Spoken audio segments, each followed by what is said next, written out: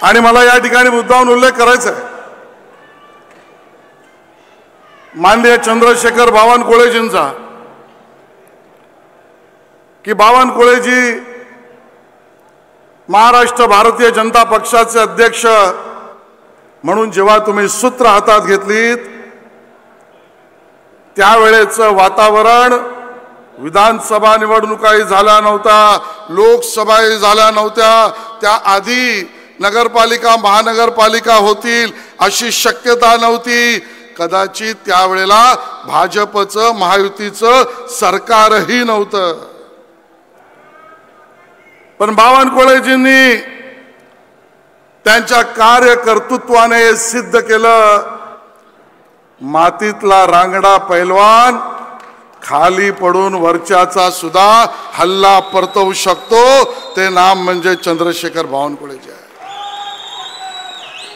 आणि त्यामुळे यशाची सर्व शिखरं बावनकुळेजींच्या नेतृत्वामध्ये, मान्य देवेंद्रजींच्या मार्गदर्शनामध्ये मंचावर बसलेल्या सर्व नेतृत्वाच्या सहकार्याने आपल्याला मिळाली.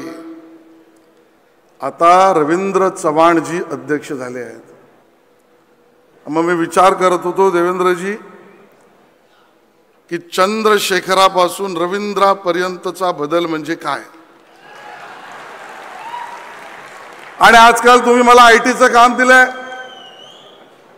कधी कधी चॅट जीपीटीवर मी पण जातो आणि मी चॅट जीपीटीला विचारलं चंद्रशेखर म्हणजे काय, रवींद्र म्हणजे काय, आणि काय समर्पक उत्तर भाजप महाराष्ट्र चॅट जीपीटीला कदाचित माहिती आहे.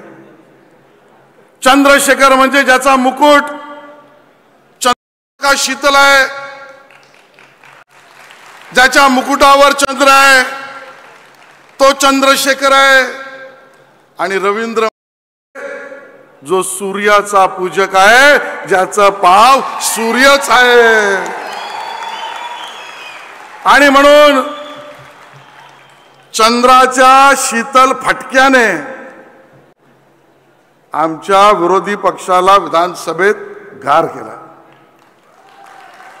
बावनकुळेजींच्या नेतृत्वात विधानसभा गार. एक पैत्रा देवेंद्रजीने ऐसा डाला, हिंदीत सांगतो कारण हल्ली हिंदीचं चालू आहे, की चंद्राच्या शीतलतेनेच आमचे विरोधी पक्ष गार झाले. ओ आता तर पुढची लढाई सूर्याशी आहे.